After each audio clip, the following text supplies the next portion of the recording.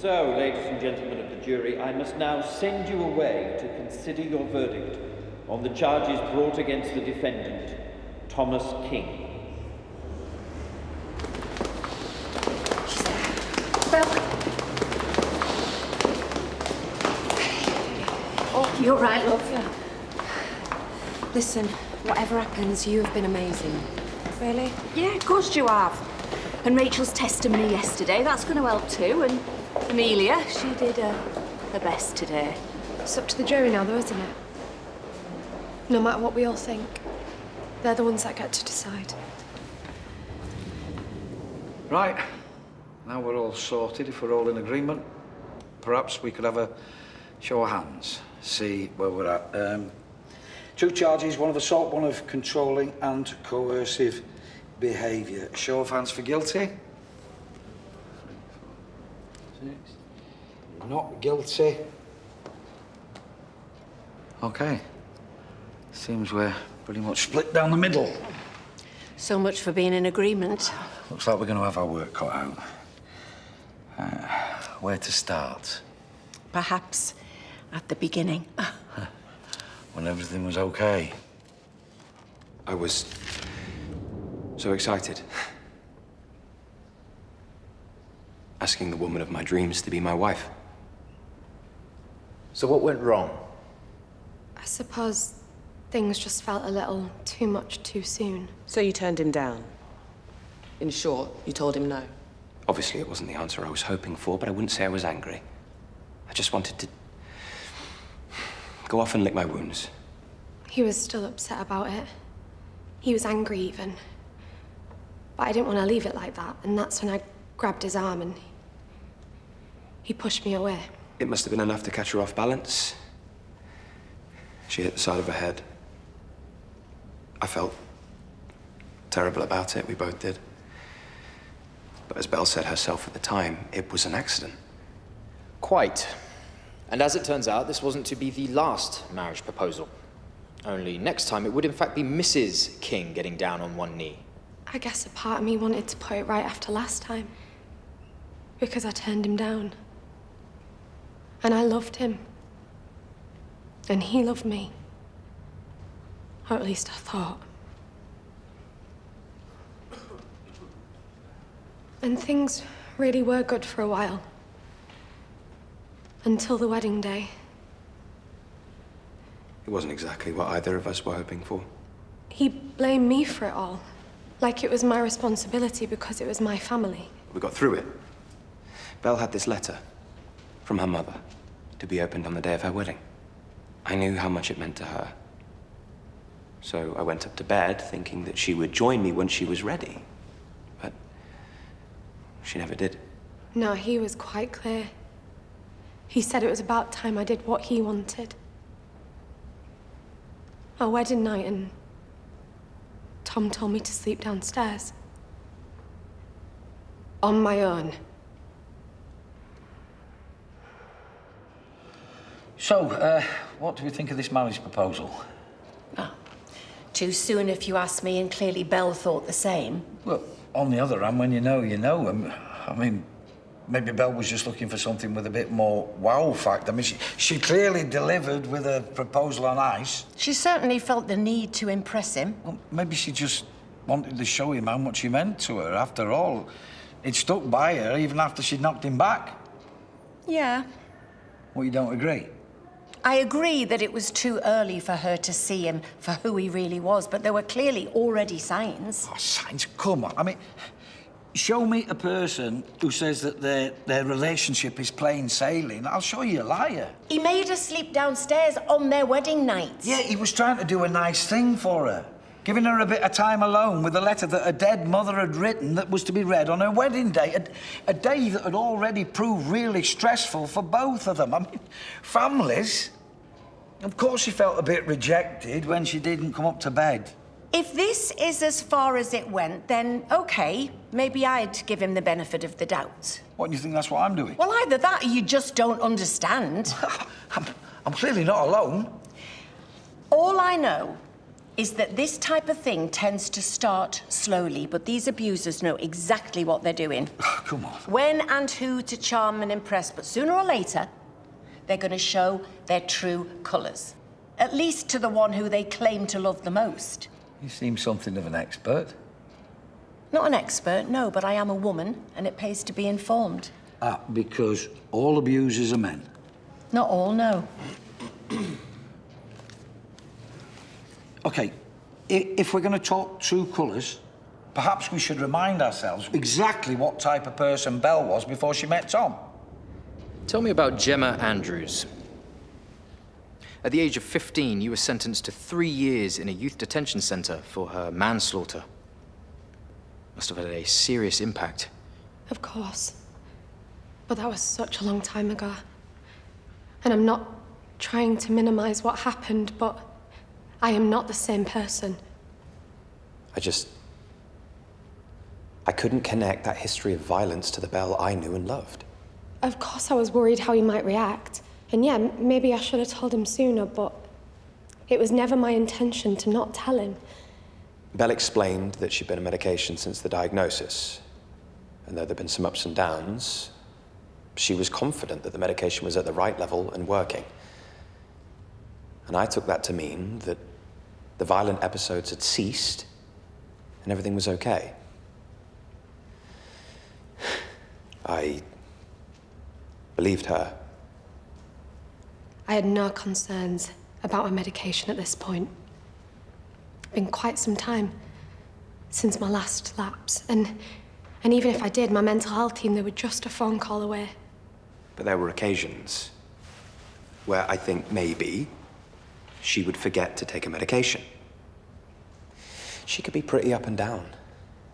Moody, forgetful, argumentative. I tried to be as patient and understanding as I could be, but it was taking its toll. I never forgot to take my medication. It was too important.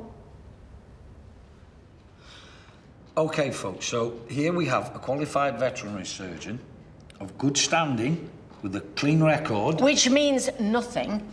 And a convicted murderer with serious mental disorder. It was accidental manslaughter. Let's at least try to be accurate. Yeah, for all the difference that makes. Look, she's already ended one life, and now she's trying to destroy another. Are we going to be complicit in that? Remind me exactly who is on trial here. Abusers are very good at playing the victim, pulling the wool over people's eyes. Right, and isn't that just what Tom's doing? Yeah, except that I don't think you're talking about Tom, are you? I see. Regardless, Belle is the principal witness here. Look, the question we have to ask ourselves is whether a convicted killer with a history of extreme medical instability can be considered a reliable witness. We were trying for a baby. At least that's what I thought until I found out that she was still taking the pill. To say I was upset would be an understatement. Trust is everything in a relationship. But to claim I held her hand under a scalding hot tap... I'm sorry, no. He knew the tap was hot. I told him to stop that, it was burning me. The moment I heard her scream, I reached across to turn off the tap, but it was already too late. Clearly neither of us had realized just how hot the water was. And he made out like it was all my fault. Like he hadn't deliberately just scalded my hand, but he had. Anyway, afterwards I turned the boiler thermostat down to make sure it didn't happen again. The dog was Tom's idea. I didn't even want a dog. Not at first. He set up a camera in the house to keep an eye on Piper whilst we were out. But he was also using it to listen into my conversations when he wasn't there. And when I found out, I told him that he needed to get help. And he got so angry. He punched me in the stomach. I did not hit her. Simple as that. Just a lot of shouting, mainly from Belle. The 23rd of May this year. I believe that day marked 5 years since your mother's passing. Must have stirred up some difficult emotions. I had a performance review with my bosses that day. He was really stressed about it. Hormonal twerps. That's what he called them. We all vent our stress in different ways. There was a parcel he wanted me to wait in for. Anyway, I missed it and he was furious. But this day stands out for one reason in particular. Unlike each of your allegations against the defendant, there were, in fact, witnesses present when you physically attacked Mr. King. I was just so upset. The things he'd said about my mum, it was so cruel. It was in the heat of the moment, but that's no excuse. The parcel I'd asked Belle to wait in for was meant to be a surprise, and what I knew was going to be a very difficult day. Anyway, that's when I realized I needed to just walk away. But rather than letting him go, you instead ran after the defendant and shoved him to the ground, as Mr. King's employers and members of your own family witnessed. Your emotions took over, and it resulted in you losing control. And not for the first time. Isn't that right? All I wanted was for us to be able to put it behind us. But it was pretty clear that we couldn't do that on our own. So I arranged some counseling for Belle. And that's when she told me that she'd already got in contact with her mental health crisis team. But hang on, not a single one of Belle's allegations can be backed up by any other witnesses. He said, she said. Exactly. The only incident that can be corroborated by anyone else is when Belle, true to form, loses her temper and shoves Tom, which is exactly what happened to Gemma Andrews. Shouldn't you be more balanced, Mr. Foreman? Facts are facts, the rest is just hearsay. Are you married, Carl? Sorry, what's that got to do with anything? No, nothing. I just noticed your wedding ring, that's all, and just wondered if you applied the same blunt reasoning to your own relationship. Well, we've been together for 22 years. I think we do all right. Can't speak for your wife, though, can you? I wouldn't dream of it. But so far, she's not stuck an axe in my back, so there's that.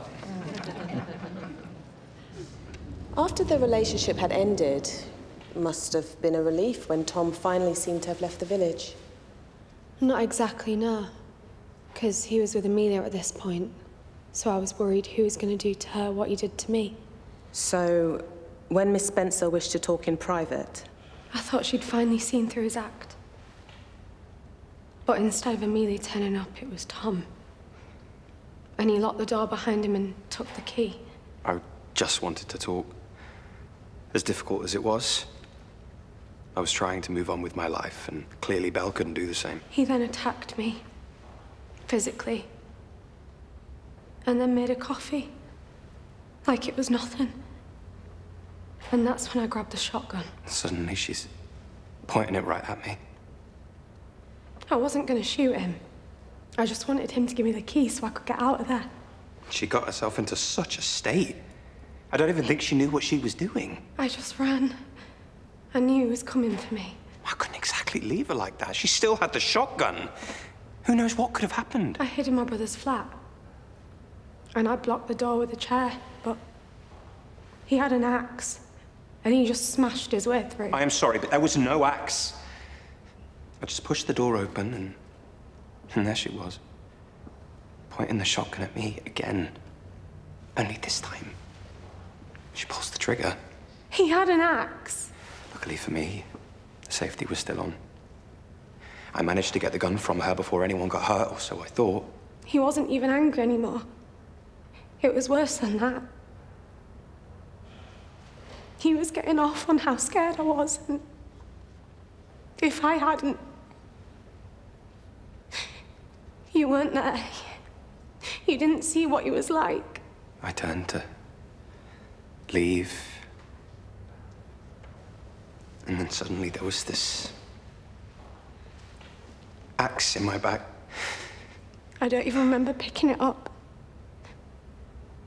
He was going to kill me. I was sure of it.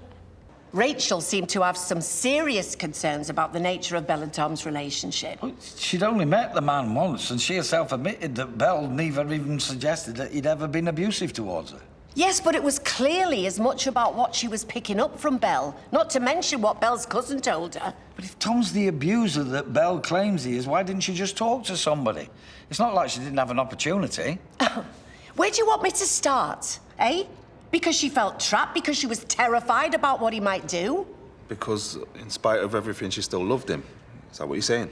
Or because deep down she knew she'd made it all up, that none of it was real. OK, I think it's time that we had another show of hands. Let's start with guilty. Right, that's 4 this time. And not guilty? OK, that's 2 to 1 in favour of the defendant. Looks like we're finally getting somewhere. Anyone else find it odd that Tom is in a relationship so soon after the split and with someone Amelia's age? Well, maybe he just wanted something a bit less complicated after all he'd been through. Or maybe someone young and naive enough to believe him over the woman he put through hell. Oh, you make a good point. I mean, if Tom is as controlling as you say, then Amelia would be perfect.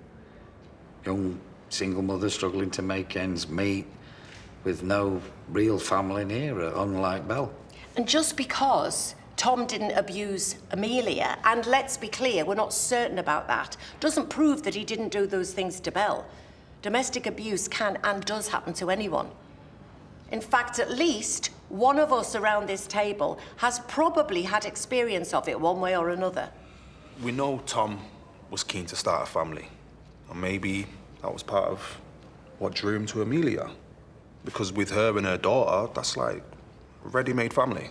Yeah, a child that Belle couldn't take away from him, a family of his own, just like he'd always wanted.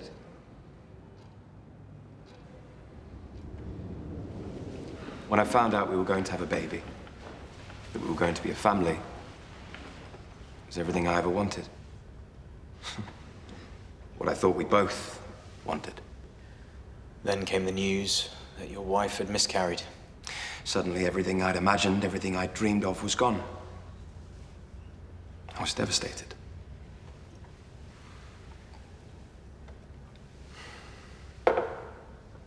As for Belle, I couldn't even begin to imagine how it must have felt for her. I don't know what I was thinking. All I know is that I was scared of him. And that having a baby in that moment, it would have been a mistake. To go through all of that grief together, only to find out the truth, that she'd lied. She'd aborted our baby.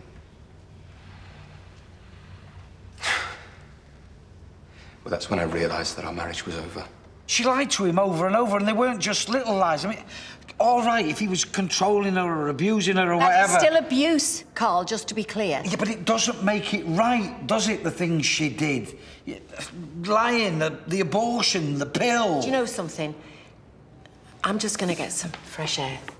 What, you don't have an opinion? My opinion is irrelevant. Nothing Belle did was criminal. No, it was borderline psychotic, and that fits the profile. She clearly wanted to hurt him. No, Carl. She clearly loved him. But at the same time, she was scared. Scared of making him angry, scared of upsetting him. Scared that people would find out who the man she loved was really like. But most of all, she was scared of what he was capable of.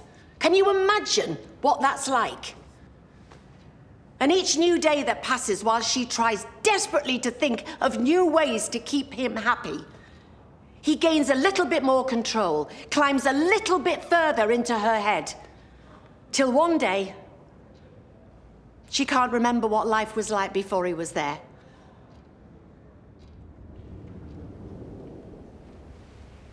You talked a lot about family and children, Mr. King. Would you say that family is important to you? I had wanted one of my own, so yes, I would say so. You stayed with your uncle and his family after your relationship with Mrs. King ended. How was that? I was Grateful to them for putting a roof over my head, if that's what you mean. I wonder, did you still feel the same way after you found out that your aunt had taken your young cousin to tell the police what he told her? How you hounded and terrorized him over the whereabouts of a tablet computer.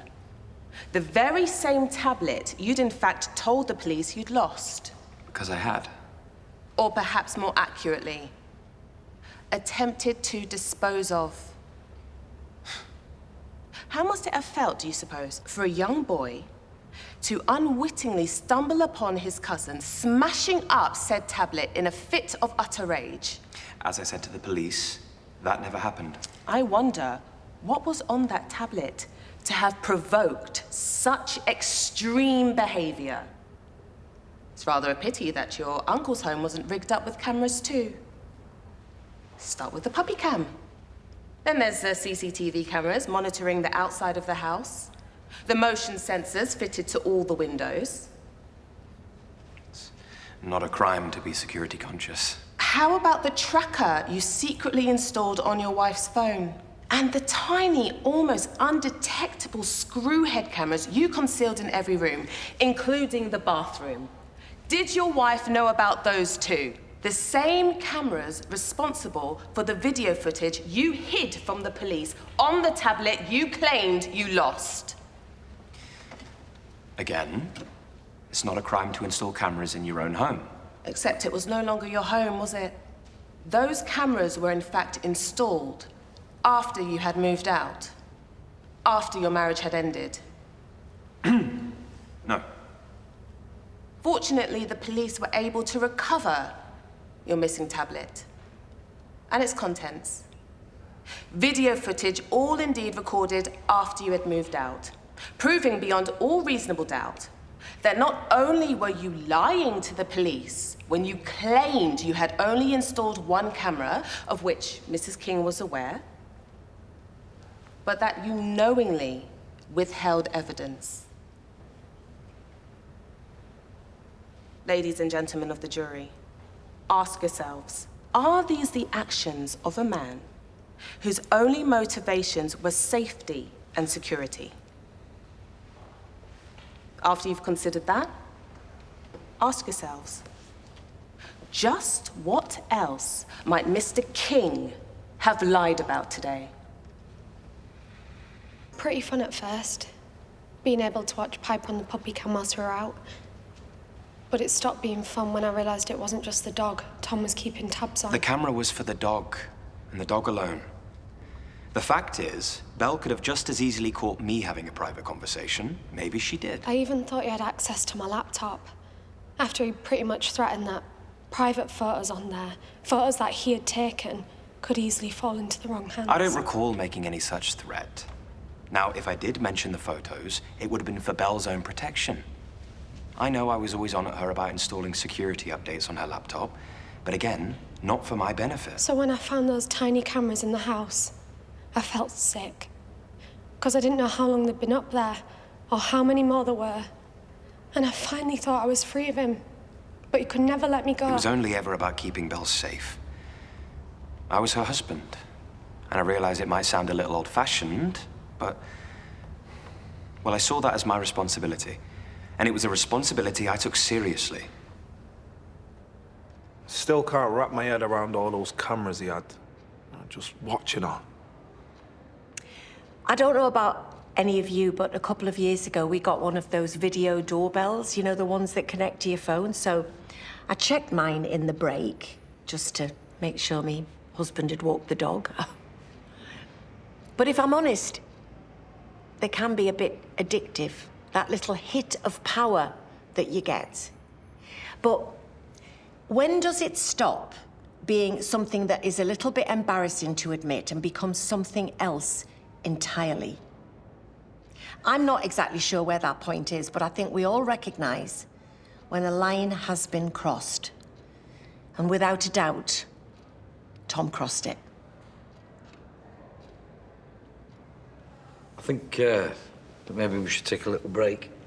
You agree, don't you? Maybe. No, I don't know. That's something. Yeah, all right. All the business with all the cameras and the tablet computer thingy, lying to the police saying he'd lost it, smashing it up. I'll admit, it's very hard to come up with an innocent explanation. Right. So let's all remember exactly what we were asked to consider when we left that courtroom. Do we have a candidate for foreman of the jury? We do, Your Honour. Very good. You may sit. Well, no doubt it's been a long day.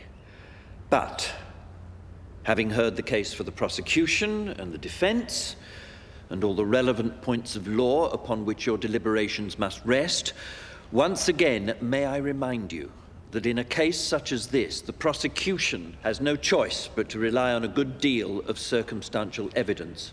Now, ladies and gentlemen of the jury, I must send you away to consider your verdict on the charges brought against the defendant, Thomas King.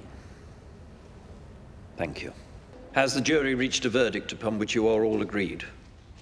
We have, Your Honour. In respect of count 1, an indictment of the offence of assault, do you find the defendant, Thomas King, guilty or not guilty? Guilty.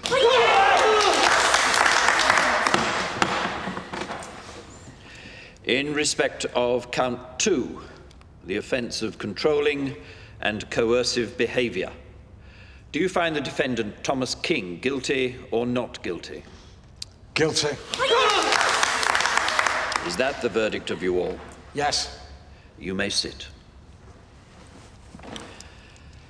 Thomas King, the evidence the court has heard today places you in the highest category of culpability for your criminal actions and behaviour. Though you have no prior convictions and are of good standing professionally, it is recognised that one of the factors allowing an abuser to continue unnoticed is the ability of the perpetrator to have both a public and a private face. Mr. King, your campaign of abuse against your wife went on even beyond the end of your functioning relationship. In fact, it increased in severity. I believe you have demonstrated no remorse for your actions, and you have no inclination to change your ways. Therefore, I impose a custodial sentence of 3 years. You may take him down.